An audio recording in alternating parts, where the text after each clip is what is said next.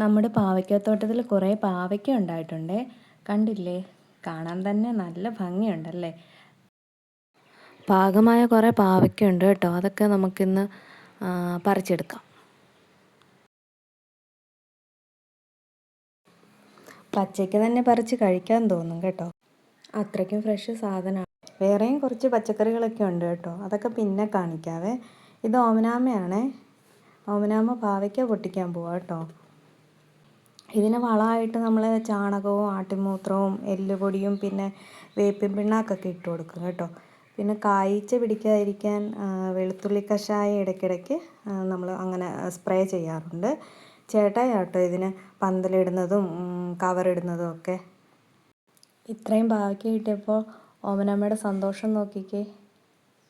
പാവയ്ക്കയിലൊക്കെ ഈച്ച കൊത്താതിരിക്കാൻ വേണ്ടിയിട്ട് ചേട്ടായി ഇങ്ങനെ പത്രപ്പേപ്പർ വെച്ചിട്ടാട്ടോ ഇങ്ങനെ കവറിട്ട് കൊടുത്തിരിക്കുന്നത്. നമുക്ക് കിട്ടുന്ന പാവയ്ക്ക കൊണ്ട് നമ്മൾ പാവയ്ക്ക തോരനും പിന്നെ പാവയ്ക്ക തീയലൊക്കെ ഉണ്ടാക്കും കേട്ടോ. അടുത്തായി ഞങ്ങൾ പച്ചമുളക് പൊട്ടിക്കുവാണേ. പച്ചമുളകൊന്നും ഞങ്ങൾ വെളിയിൽ നിന്ന് മേടിക്കാറില്ല കേട്ടോ. ഗ്രോ ബാഗിലൊക്കെ ആയിട്ട് കുറേ മുളക് നട്ടിട്ടുണ്ട്. പിന്നെ വഴുതനങ്ങ, തക്കാളി, ക്യാബേജ്, ചേന, ചേമ്പ്, പയർ, വെണ്ട ഒക്കെ ഉണ്ട് കേട്ടോ. പിന്നെ നമുക്ക് റിംഗ് കമ്പോസ്റ്റ് ഉണ്ട് കേട്ടോ. അതിൽ അടുക്കളയിൽ നിന്നുള്ള വേസ്റ്റൊക്കെ ഇട്ട് കൊടുക്കും. 2 എണ്ണം ഉണ്ട്. അതും വളമായിട്ട് നമ്മൾ ഇവർക്ക് ഇട്ട് കൊടുക്കാറുണ്ട് കേട്ടോ.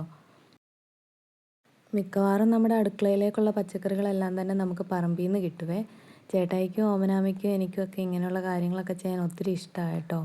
സമയം പോകുന്നത് അറിയത്തേയില്ല. ഇനി കുറച്ച് ചുമലച്ചീര എടുക്കാം കേട്ടോ. ഇതൊന്നും നമ്മൾ നട്ടതല്ല കേട്ടോ.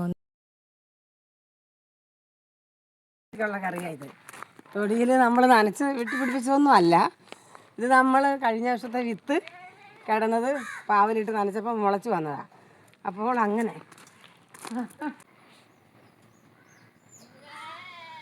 പിന്നെ ഇതൊക്കെ നമ്മുടെ ചേമ്പുകളാണ്. പറമ്പിൽ കുറേ ചേമ്പുണ്ട് കേട്ടോ, അവിടെ ഇവിടെയൊക്കെ ആയിട്ട്. പിന്നെ കുറേ വാഴകളും നട്ടിട്ടുണ്ട് കേട്ടോ. കുറേ വാഴക്കുലകളൊക്കെ നമ്മൾ നേരത്തെ വെട്ടിയെടുത്തായിരുന്നു കേട്ടോ.